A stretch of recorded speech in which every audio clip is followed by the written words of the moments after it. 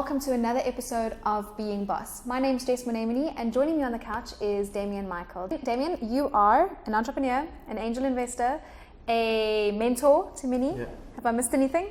No.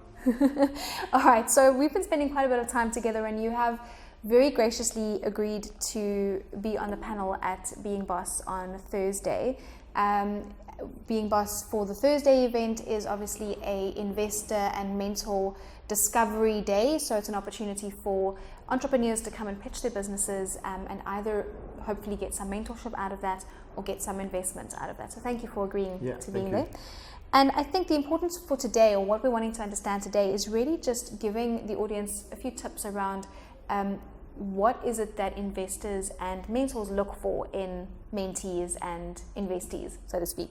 So let's start with mentorship. Yeah. You've obviously mentored a number of people through your career. What is it that strikes you as a viable mentee? What are the qualities that you look for?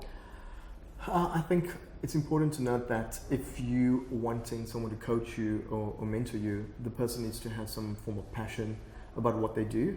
They need to have a level of diligence. So, if we book an appointment, honor the time, be punctual, and get there. If you're not going to be there, please communicate. So that's very important.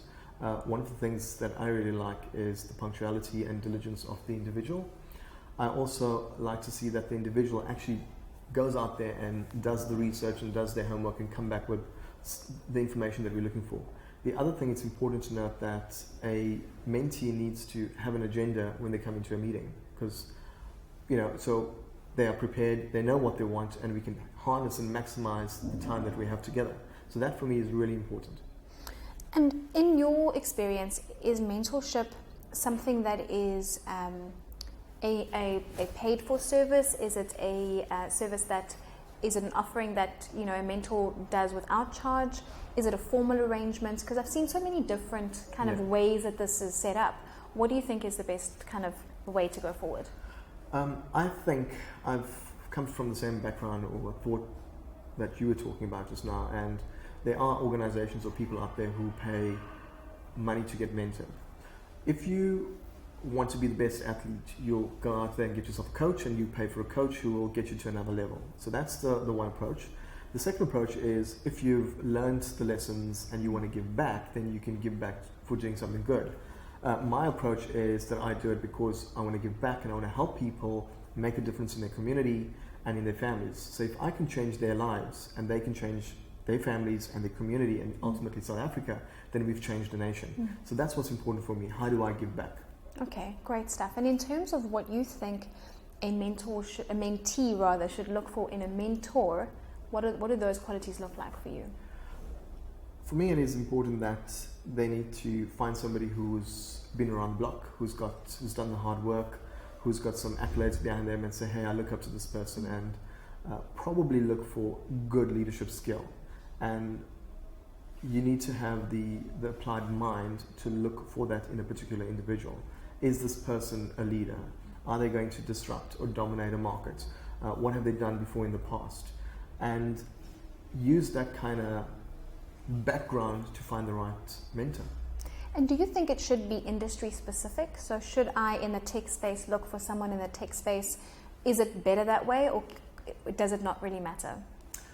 I don't think that, me personally, I don't think it really matters, because I have somebody who mentors me, and he's in the financial sector, and I'm in the tech space. So, somebody who understands various different things about business and what they've done. So not specifically, you don't need to look for somebody in a particular sector, but somebody that you look up to and who is a great leader in the market and who could help you along your journey. Okay.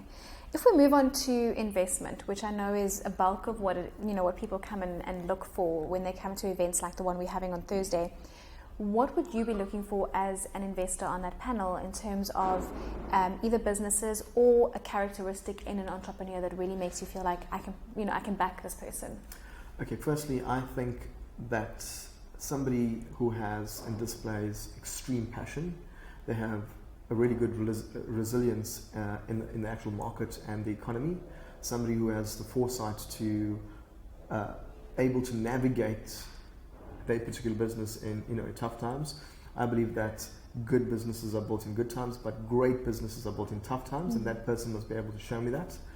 I also think it's important that the person that I'd like to invest in is somebody who could develop and code and could see technology as a game changer and utilize technology in specific industries like the public sector or the educational sector or even the health sector. Okay. Do they have these kind of skills to develop solutions for these problems that we face in South Africa?